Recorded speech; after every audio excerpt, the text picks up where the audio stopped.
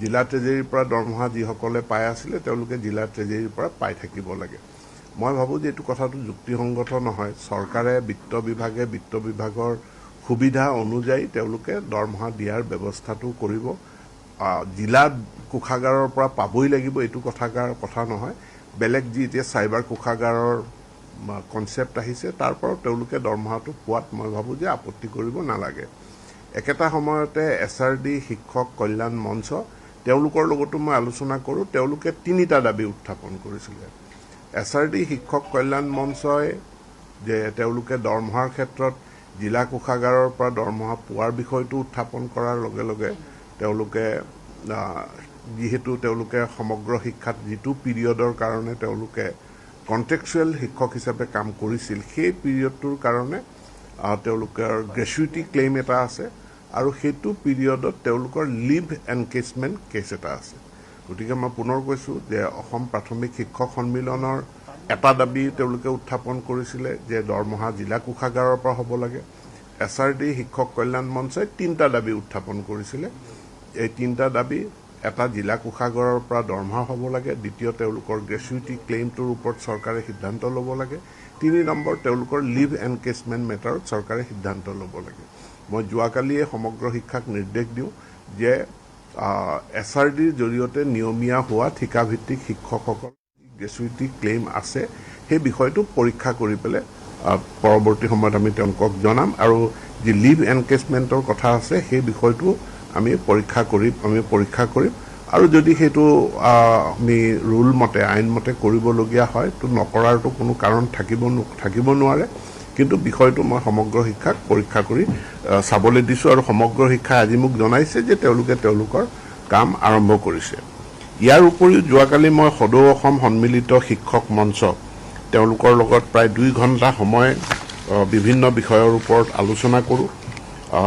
ইয়াৰ পূৰ্বৰ চৰকাৰখনৰ সময়ত এখন কমন ছাৰ্ভিচ ৰুল অৰ্থাৎ LPৰ পৰা আৰম্ভ কৰি পোষ্ট গ্ৰেজুৱেট টিচাৰলৈকে এখন কমন ছাৰ্ভিচ ৰুল প্ৰস্তুত কৰা হৈছিল। পিছত আমি শিক্ষক সংগঠনসমূহক এখন পৰীক্ষা কৰিবলৈ দিওঁ। পৰীক্ষা কৰি তেওঁলোকে তেওঁলোকৰ মত অভিমতবিলাক আমাক জনাইছে।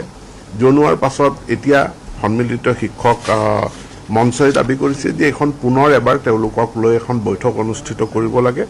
মই সহমত পোষণ কৰিছোঁ যে এই মাহৰ ভিতৰত নহ'লেও আমি ছেপ্টেম্বৰৰ প্ৰথম সপ্তাহৰ ভিতৰতে অসমৰ সকলো শিক্ষক সংগঠনক লগত লৈ যিখন আমাৰ মানে কমন ছাৰ্ভিচ ৰুল শিক্ষকৰ কাৰণে সেইখনৰ ওপৰত এটা আলোচনা কৰি আমি তাক কাৰ্যকৰী কৰাৰ কাৰণে আমি আগুৱাই যাম। যিটো দৰমহাৰ গাঁথনিৰ কথা উল্লেখ কৰা হৈছে আমি সকলোৱে জানো।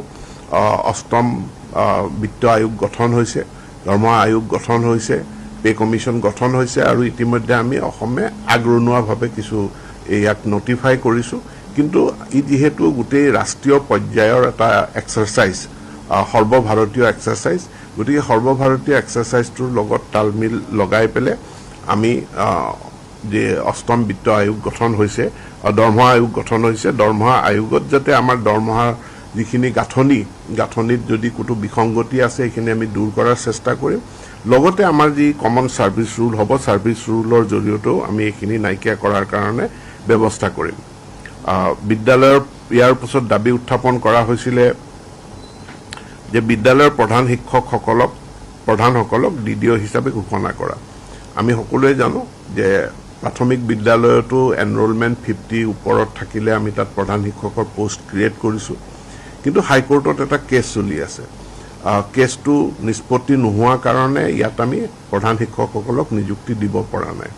অহা 13 আগষ্টত পুনৰ তাৰিখ আছে। মই ভাবোঁ যে সোনকালে আমাৰ ফেভাৰত হাইকোৰ্টে এটা ৰায়দান কৰাৰ পাছত আমি LP স্কুলৰ প্ৰধান শিক্ষকসকলক নিযুক্তি আমি দিব পাৰিম।